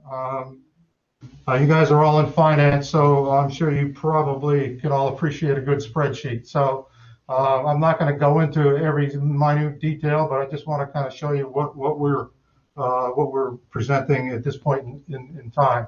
So this is going to be our main tool as we begin to plan. And like I said, each bridge has its own row. We've grouped them, basically the top grouping here, these 17 bridges are the town-owned bridges. And the lower grouping here is the open bridges. Okay. So across the top here, I don't know why we have a feedback. Can you still hear me? Yes, we can hear you. That's perfect now. That got rid of the feedback. A bit of feedback. All right. So basically across the top, we've tried to group the major items that we want to show. Each bridge, like I said, each bridge has its own row. The condition rating, basically you have a description over here. So that's just the general description of each bridge. Priority factors that I kind of talked about. This is the technical data, just some major technical parts of each bridge. The condition ratings that we found, dates we inspected, and so forth. And then funding out here on the outside, on the right side. The condition ratings, we have in red, we've shown the condition ratings. Basically, the condition ratings are a number from 0 to 9, and 0 being the worst, 9 being the best. Anything a 4 and below is basically poor condition, and we've shown those in red here just so they stand out a little bit. The priority factors over here, again, these can be different things, and we've just picked a few to show here, but the town can pick different things, but one of those is the structural adequacy of the bridge, which is essentially the condition, physical condition of the bridge, and the load rating, load capacity of the bridge. The sufficiency rating, which I talked about earlier and showed on that graph, is essentially a formula. It's a federal highway formula that uses several different. It takes into the structural capacity. It also takes into consideration what's called functional adequacy, which would be width, how much use it gets, and that kind of thing. And then also something that's called essentiality of use. So there's a formula that calculates a number. It generally tracks towards condition, but not necessarily. So we just sorted these by sufficiency rating, just because that's the number that's used for funding. But we could sort it by condition. We could sort it any which way we want. The last item that I really want to talk about here, and then I'll turn it over back to Chris and you folks, is funding. There's two basic sources for funding right now: state money, and these are both under what's called the local bridge program. There's a federal funding, which is 80%, and then the state funding, which is 50%. And they have different criteria, and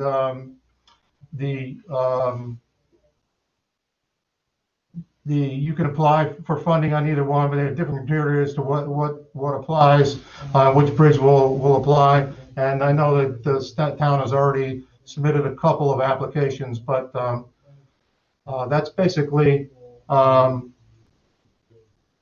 the end of what I want to talk about tonight, and I'll turn it back over to you folks, and we can go from there.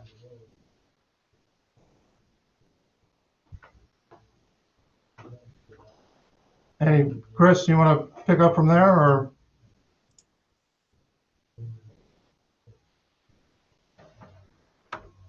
Chris, you're muted or something. We're not hearing you.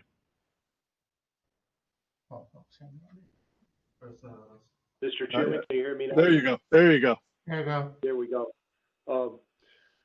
Excellent presentation. It's a lot of information to digest, but I like the graphic with the curves that Mr. Costello put up. And what I wanted to add to that is that curve rating, as you see the planned obsolescence of a bridge, its demise over years. The takeaway there, the 50%, I don't want to hold Jay to a number, but that correlates to the 17 bridges listed in the Excel sheet. The column that's called sufficiency rating is highlighted. And I think the first 5 bridges are 56% or less. And at some point in a bridge's life, so if we use that sort of as a cutoff, as you know, to keep this very simple, we're identifying bridges.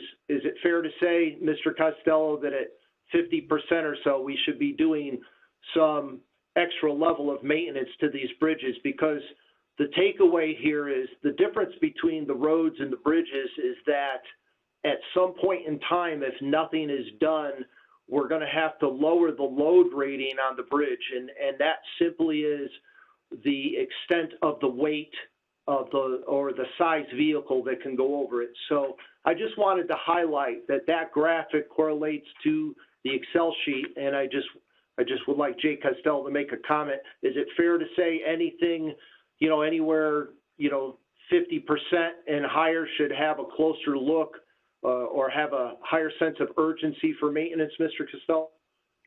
No question about it. The 50% number, like I said, is a number that the feds use. They really look, if they're going to spend money on a bridge, they're likely to want to replace it as opposed to do repairs. It's not mandatory, but certainly by the time you get a 50% sufficiency rating, you're probably looking at structural issues. Again, the sufficiency rating has other factors in it than just condition, but it's a general sliding scale that works pretty well. And I would say yes, certainly by 50%. And probably when you're planning, you're probably looking at doing maintenance kind of items before you get to that point again, to push the structure out on that curve, that life cycle curve. And so this is Barbara McCrell. I'm here sitting with Chris, so you don't see me.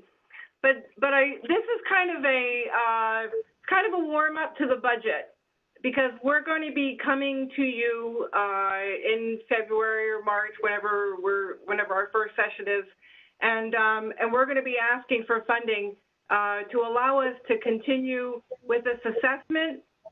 Some of the things that we have learned that are very interesting is in the last couple of years, we had a CIP project approved for Coogan Boulevard, for the culvert at Coogan Boulevard.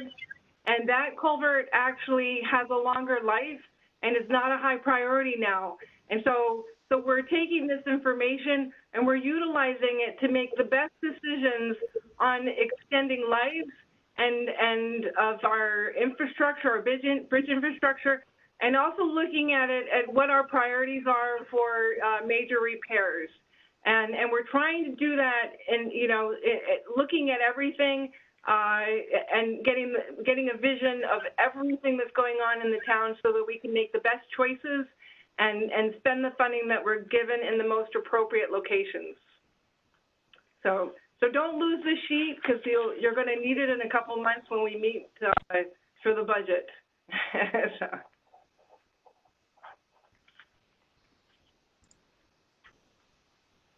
Thank you, Mr. Costello. And Chris, is there anything else?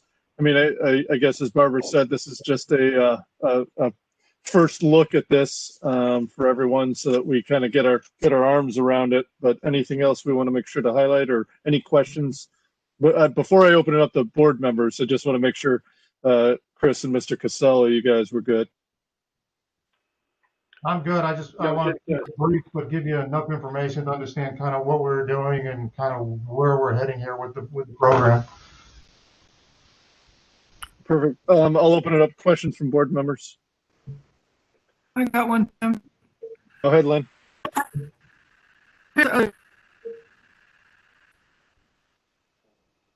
You kind of broke up there, Lynn.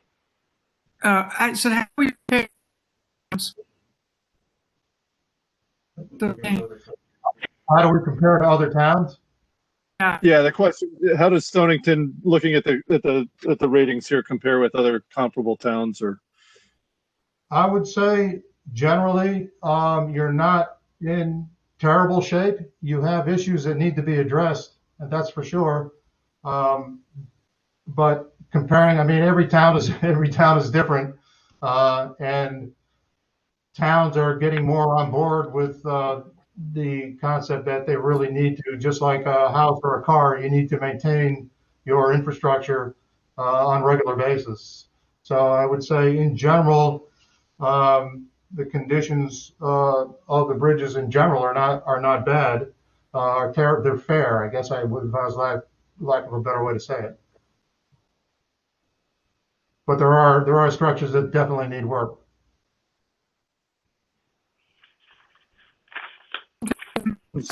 Comments? Hi, it's Bob Stachin. Just a quick comment to Chris, as you are going through. You said you were looking going 5 deep, and I would just say it might be interesting. A number that jumped out of me is that 80% funding goes 6 deep as far as bridges. That 6-1 is also eligible for the 80% reimbursement. So it might be interesting if you were grouping together a proposal for this budget season, maybe go one more deeper, just because you do have that 80% option. Would be, just from my initial review of this chart, I don't know, Matt, I could be getting it all wrong, but it does, there is a little red on that on that one, and with 80% reimbursement, I would hope we'd take full advantage of if it's cost effective to do that. If I'm reading this right, if I'm reading it right. Thanks. One thing you need to note is, first thing is you need to have a structural element that's 4 or less to qualify.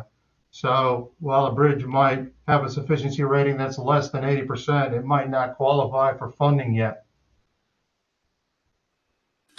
Okay, and that's exactly, yeah. I mean, that's exactly what I don't know on those. But I noticed like the yeses stopped it at everything, at one point. So I figured the yes meant that there was something in there, and the seems like the yeses stopped at the red.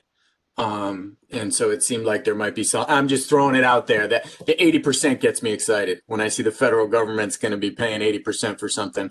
I think it's at least worth thinking about. So just throwing that out there as you work through the proposal. I think this is great project, great presentation. Thank you. Other questions, comments from board members? Nope. All right. Thank you, Mr. Costello and Emmanuel. Appreciate the presentation and time. And Chris, thanks for pulling this together too. Thank you, Mr. Chair. All right. The next item on the agenda is the one that we added is a discussion on the Lantern Hill Bridge. And I am going to turn that right over to Danielle. So I might have Chris, and Barbara also, if you guys want to give just a brief overview of kind of the excellent work you've done, kind of also an example of the deeper dive that we're talking about, and then I can put forward my request. But maybe just like a 2 minute overview of the Lantern Hill Bridge. Yeah, and just kind of, I think you could quickly present the three options, but really we could focus on what that $100,000 option could get us.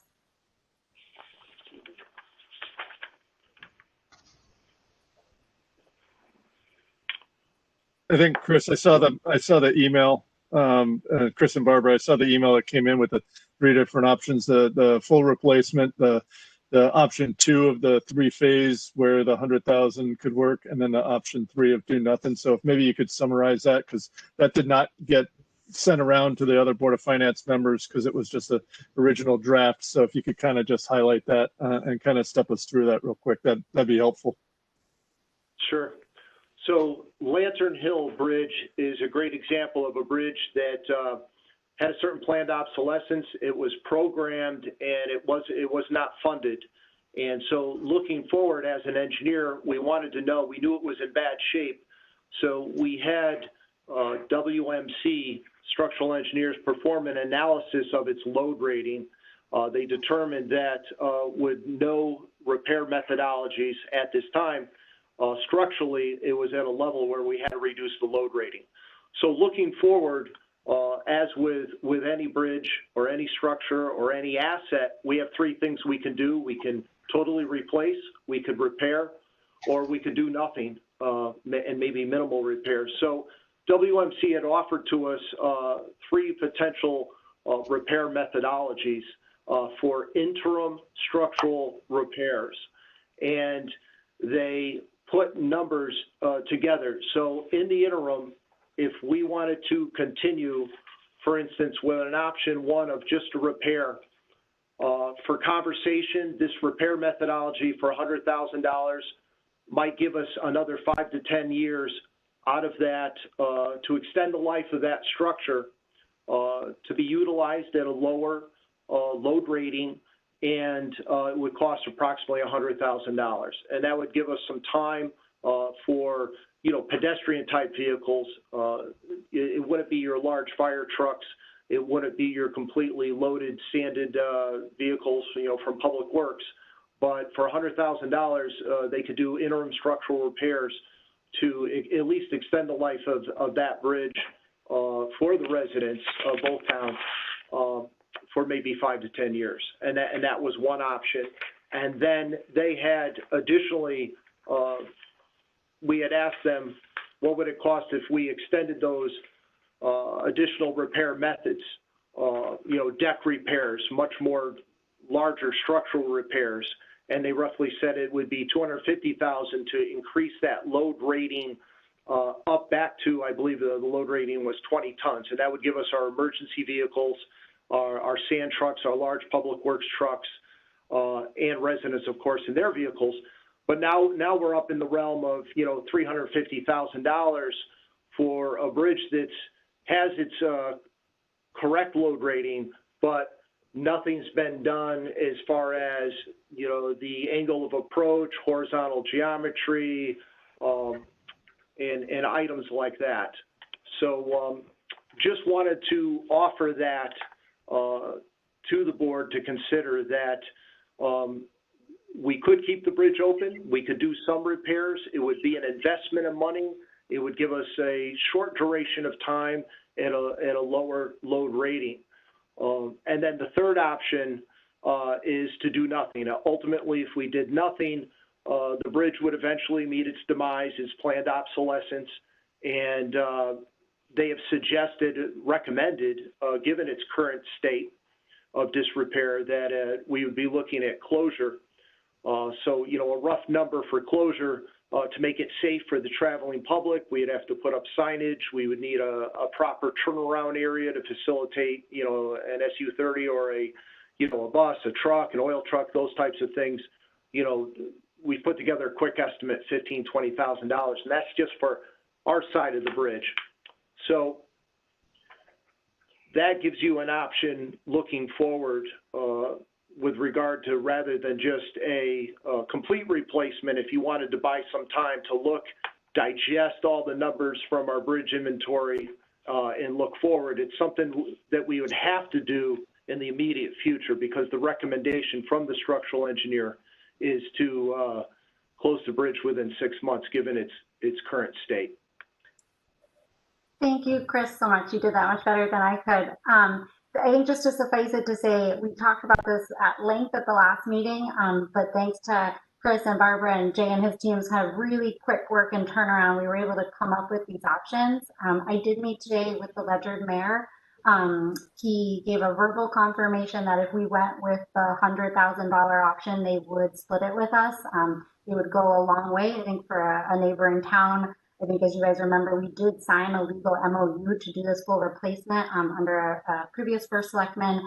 Given COVID constraints, and other factors, they did let us out of that last year, which was, I thought, very considerate of them. And they are asking at a minimum that we consider this $100,000 option, which for us would be $50,000. As Chris said, if it's going to cost potentially $20,000 just to close it, for this, I think, rather small additional amount, we can keep the bridge open. We can have good relations with the neighboring town.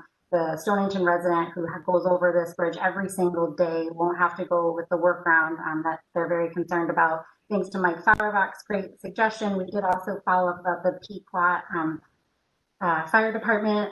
Ledyard does have an MOU with them, and they offered to reach out to them on our behalf and see if they might be able to also cover our Stonington resident. Again, this happened really quickly, so we haven't been able to follow up further or speak with Chief Richards of the Old Mystic Fire Department, but pending the outcome of this meeting, we'll follow up on all those factors. But really, in summary, we feel relatively strongly that for $50,000, this is something we really should consider doing. And like we said, if not, we have to move really quickly, because the clock, the 6 month clock has already started ticking, and I think we have about 5 months before we have to fully close this entire bridge. What does this do, Danielle, or somebody, to the rating of the bridge if we fix it for the 50 grand? Does that preclude us from getting a grant from the feds? And how easy is it to get that grant? Chris or Jay, do you want to take that?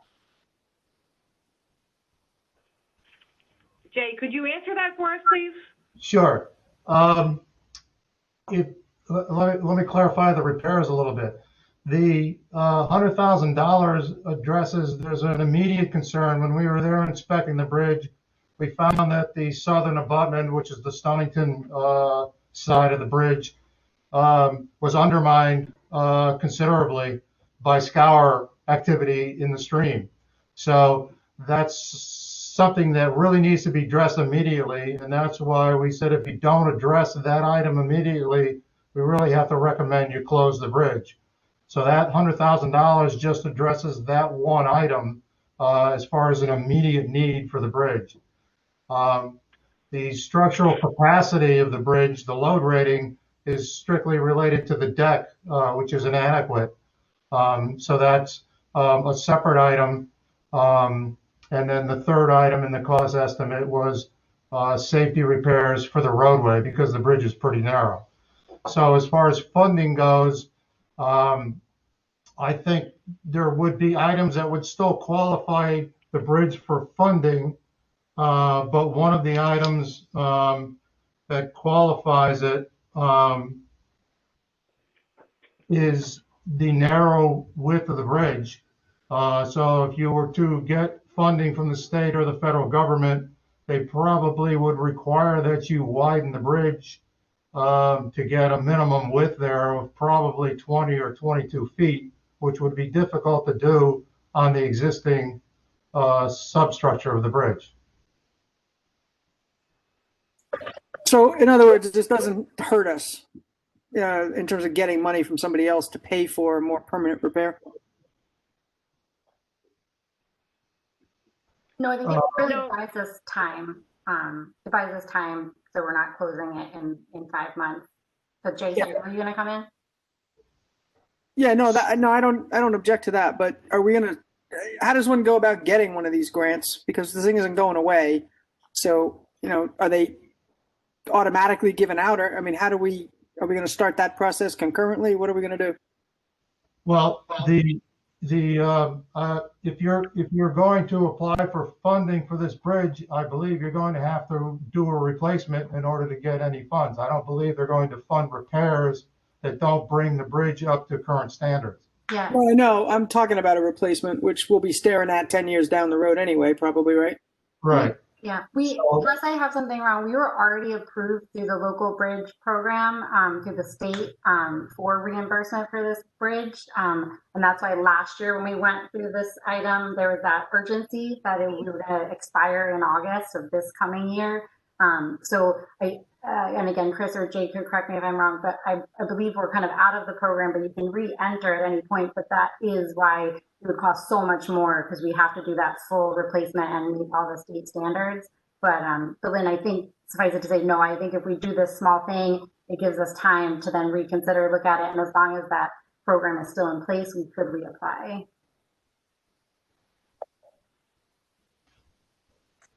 Okay. Yep, sorry. If it's going to cost us $50 to have a workable bridge, for both sides of town versus 30 or whatever to close it, it's kind of not much of a analysis necessary, right? Yeah, no, I would agree. It's my thought back. I would agree, Lynn. I think, my question's more, just thinking about this longer term. And I'm glad you got clarity that any investment that we make now, or if we make the 100K investment, it doesn't preclude us from applying for grant money down the road. I guess I'm curious, though, Danielle, just in your conversation with the mayor earlier today, did you get any sense for where Ledyard was thinking longer term? I mean, is this something, it sounds like they clearly want to do the 100,000 option now, but did you get a sense that they then wanted to see if we could get the 5 to 10 years, or are they anxious to do a more complete repair and apply for a grant sooner rather than later? They do want to do the full repair, and honestly, I think they're being very patient with us, because I know we've already expended money on design and engineering. Like you said, they thought this was kind of a done process, so they still want this bridge fully replaced. But they also mentioned that they agree. Obviously, things with COVID are really tough right now, and funding is hard. And also that there's really promising breakthroughs in design and engineering in terms of bridge, both whether it's different 3D printing or different kind of concrete that could be used. But it does seem like there's they're hopeful on the Ledyard side. I think I share the hope that potentially in 10 years, this is one of those 2 areas that it might actually cost less, unlike other deferred maintenance kind of projects. So I think we're all holding out hope that some of these infrastructure costs may come down over time, and also, but they do want the full replacement at some point. Okay, thank you. Other questions from board members?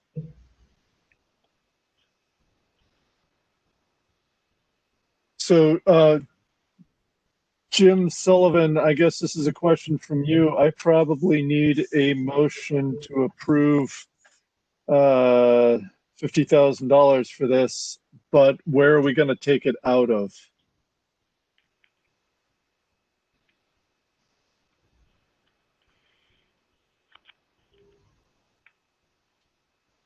Jim, you might be press *6 to unmute yourself. That's *6, Jim. I'm going to guess it's the WPCA account.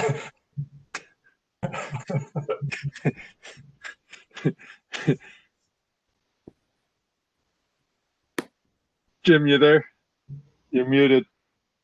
So if you could press *6 and unmute so I can hear you.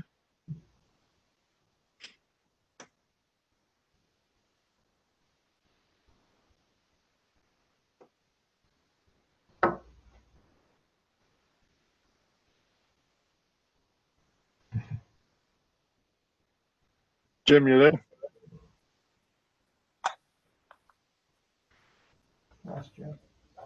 I'm not seeing him unmute himself. No, I see him on twice. Yeah. Why don't, okay, can I get a motion to approve a line item transfer of $50,000 from WPCA treatment facility SIP account 4022021-88326 to the Lantern Hill Bridge repair SIP, which I believe we have $1 in? So moved, Lynn. Motion from Lynn, can I get a second? Second, Deb Norman. Jinx, buy me a Coke. I got a motion from Lynn, second from Deb Norman. Discussion, any further discussion on this? Okay, all those in favor of that motion to transfer the funds from WPCA to this line item for Lantern Hill, please say aye. There's Jim.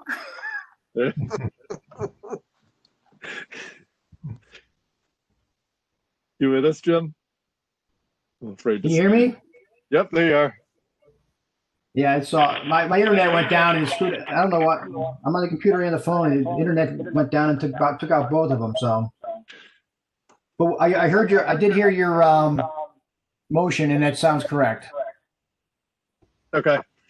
And all in favor of the motion as presented from Lynn, please say aye. Aye. Aye. Any opposed, please say that you're opposed. Thank you, Roger. Any opposed, please state your name and that you're opposed. Hearing none, motion carries unanimously. All right. Thank you again, Chris and Mr. Casello and Emmanuel for good presentations, and we appreciate your expertise on this and your help understanding what we're doing. Thank you very much. Thank you. Thank you. All right, next item on the agenda is review of the Board of Ed monthly line item transfers and global budget report. Well, I didn't see anything that was there to discuss. Anyone have any questions or comments on that? No? Okay. Mike, I mean, this would be good. Maybe we could ask them when they do expect to start making any adjustments to their budget. Yeah, I said, I mean, there's nothing really we can look at because they haven't made any adjustments. So it would be useful to understand. Do they have a game plan for the first? I will say the first selectman, the Board of Ed chair, and myself are trying to set up a meeting fairly soon, and that will be one of the discussion items. Okay, thank you. You bet. Okay, next item on the agenda is correspondence. I did not have any that I can remember. Jim or Jill, did you have any that we received?